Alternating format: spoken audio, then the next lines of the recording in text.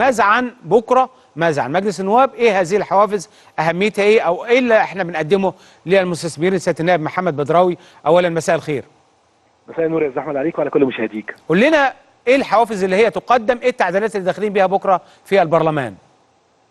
بسم الله الرحمن الرحيم. هو طبعا انت عارف ان قانون الاستثمار كان اقر من البرلمان في دورته السابقه في سنه 2017، وده تعديلات مهمه بعد 6 سنوات تقريبا من التطبيق في 2023. في عندنا تقريبا 8 تعديلات مهمه او رئيسيه. ايوه. الجزء الاول متعلق بمد العمل بالحوافز، لان كانت الحوافز اللي كانت موجوده في قانون الاستثمار السابق كانت تنتهي في 2023 3 سنوات ثم تمد 3 سنوات اخرى. فاحنا مديناها دلوقتي لغايه 2029 3 سنوات ل3 سنوات. كويس. يبقى عندنا كده حوافز هتستمر معانا وفقا للقانون 3 سنوات، ثم يمكن مدها مره اخرى من خلال قرار رئيس مجلس الوزراء لغايه 2029. كويس. دي اول نقطه هامه يبقى عشان الحوافز تبقى مستمره. النقطه الثانيه متعلقه بالحوافز نفسها اللي كانت موجوده عندنا قبل كده، كانت موجوده ومتعلقه بالقانون اللي في المنشآت الجديده، يعني اللي هيستجد من المنشآت او الشركات. نعم. لا احنا دلوقتي كده فتحنا هذه المساله بحيث ان اي حد هيقدر يتمتع وفقا لقانون الاستثمار، سواء كانت شركه سبق انشائها او شركه هتنشا في الفترات القادمه. الحوافز كانت عندنا في الحاله دي 50% خصم من الارباح لصالح الضرائب قبل كده للفئه الاولى، و30% للفئه الثانيه. يعني لو في منشاه اشتغلت وكان عندها في احد المناطق في الفئه الاولى وتعرضت لضرائب، كنا بنشيل لها جزء من هذه الضرائب او الضرائب بالكامل وفقا بقى للقانون، والحوافز دي مستمره ايضا في المره القادمه. كمان عندي تمتع لجميع المشروعات بالحوافز اللي جايه، بحته مهمه اللي هي كانت نسميها الرخصه الذهبيه. دي في الماده 20. الرخصه الذهبيه كانت بتنطبق فقط على بعض المشروعات الاستراتيجيه والقوميه والعسكريه وخلافه. ايوه. لا احنا فتحنا المساله دي بحيث انها تبقى لكافه المشروعات الاستثماريه. كويس. وفقا لمجلس الوزراء ورئيس مجلس الوزراء هتتمتع بامكانيه اعطائهم الرخصه الذهبيه. طبعا ده عشان انتهي من ملف البيروقراطيه. انت عارف احنا في 5 سنين ما كناش طلعنا عدد من الرخص قليل جدا يعني. نعم. فهنا التعديل ده مهم جدا، انه هيمنح مجلس الوزراء انه يقدر يفتح اعطاء الرخص الذهبيه اللي هي الرخصه اللي تمكن الناس من العمل بشكل مباشر في الانشاءات وفي مجايب الالات والمعدات، وبياخدها في مده محدده وفي مده طبعا سريعه جدا. طبعا لما تحط بقى نفسك في قدام الدفاع المدني والبيئه وخلافه كنا بناخد وقت طويل جدا. نعم. فدي ايضا نقطه هامه، لكن في نفس الوقت في قيد انك لو ما اشتغلتش واستفدت بهذه الرخصه هيبقى ايضا لابد انك تنهي الاعمال بتاعتك في وقت محدد، وان هيبقى في نوع من المراجعه عشان الناس ما تاخدش برضك الرخصه دي وما تشتغلش. في اي اعفاءات؟ ما انا بقول لحضرتك الاعفاءات دلوقتي النهارده هامه جدا ايضا. لو عندنا شركه في النشاط الصناعي يعني مصنع هيكون عنده 50% من راس المال اللي هو الدولاري. يعني شركه مثلا راس مالها 10 مليون دولار، جابت 5 مليون دولار من الخارج، هتتمتع بحافز ضريبي اضافي غير الاعفاء الاساسي اللي موجود عندنا.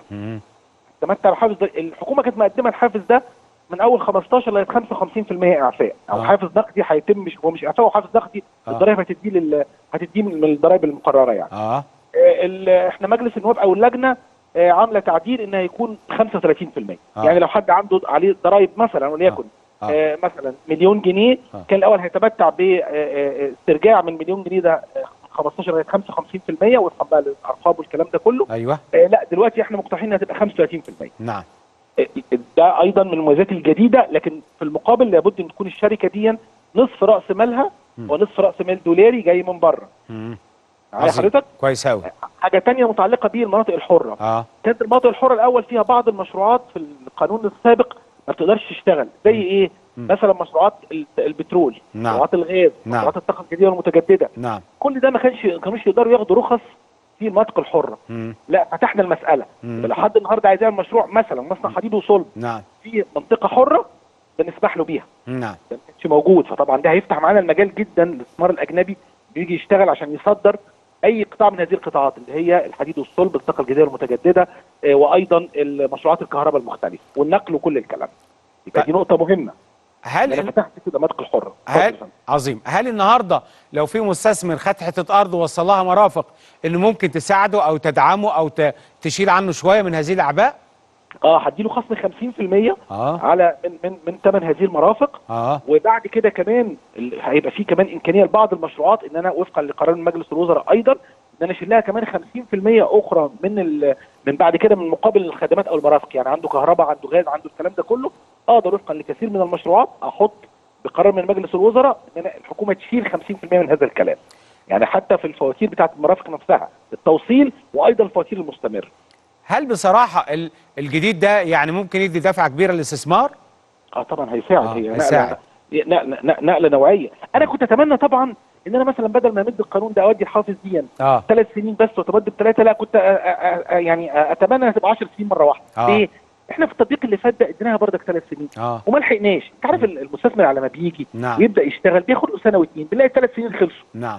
فانا كنت يعني ابقى مناخ افضل 10 سنوات مره واحده ادي 10 سنين. ليه؟ لان انا فعلا مصر عايزه محتاجينها تنطلق في السنوات القادمه جدا، والمستثمر كمان يشعر بالاطمئنان، ما يشعرش ان هو لازم يعمل الشركه بتاعته في خلال سنه او اثنين. طب لو ما لحقش، طب لو الاجراءات عطلته، يبقى عدى منه كده الايه التمتع بالاعفاءات. فده مثلا كنت اتمناه ان احنا ندي يعني رقم متاح شويه للكلام ده. طيب لكن طبعا هي تعديل كويس. كويس. احنا بنتكلم على تعديلات على القانون القديم، القانون اللي صدر في 2017. كويس. القانون اللي صدر في 2017 ما حققش الهدف منه. حقق اهداف جزئيه، لكن يعني احنا مثلا الاستثمار الاجنبي في مصر النهارده لغايه السنه اللي فاتت ما كناش وصلنا ل 10 مليار دولار، كنا 8.9 مليار. يمكن السنه دي نوصل ل 10 مليار دولار، لكن احنا عايزين نوصل ل 20 و25 و30 مليار دولار سنويا. ده بالنسبه للاستثمار الاجنبي المباشر. الاستثمار بصفه عامه نسبته من الناتج المحلي السنه اللي فاتت دي 13.5%. احنا عايزين نوصل ل 17 ل 20% من الناتج المحلي كاستثمار عام. اذا انت عندك مصادفات طموحه في خلال السنوات القادمه. واحنا اتكلمنا قبل كده ان بدل ما نلجا للاقتراض والتمويل من خلال القروض وغيره، لا نلجا للاستثمار الاجنبي المباشر. يبقى انا لما هشجع هيحصل ايه؟ بدل ما هيجي حد يقول لي فلوس مقابل سندات او اذون خزانه وكده، لا هيجي يعمل مصنع او يعمل شركه، هيبقى عندي فرص عمل افضل. يعني الاستثمار الاجنبي المباشر وايضا الاستثمار المحلي المباشر امر هام جدا لمصر في المرحله القادمه لتشجيع الاقتصاد. خطوه على الطريق، التعديلات خطوه هامه على الطريق. كويس. واتمنى ان شاء الله يبقى في خطوات اخرى، وان المناخ العام بصفه عامه، انا طبعا القانون هيحده جدا في التنفيذ. كل حاجه ملقاه على مجلس الوزراء. خد بالك اللائحه التنفيذيه واللي هينفذ القانون بحذافيره هيكون مجلس الوزراء. يعني ودي نقطه محتاجه في مجلس الوزراء على طول يعمل عنده اليه سريعه، لان معظم القانون بيرجع الاليه بتاعت التنفيذ لمجلس الوزراء. انت عارف احنا ما عندناش حاليا وزير الاستثمار. الحقيقه برضك انا عايز اقول ان الحته دي ان الاوان لمصر ان يعني تعود مره اخرى حقيبه وزاره الاستثمار. القانون السابق كان وزير المختص ووزير الاستثمار هو اللي منوط بكل شيء. دلوقتي رئيس مجلس الوزراء هو اللي بيقوم بعمل وزير الاستثمار، لكن انا شايف في ظل اهتمام الدوله في المرحله القادمه بالاستثمار، انا يعني شايف ان حقيبه الاستثمار يعني اتمنى انها تعود في الفتره القادمه. سياده النائب محمد بدراوي بشكرك شكرا جزيلا. نروح للفن وفنان الكبير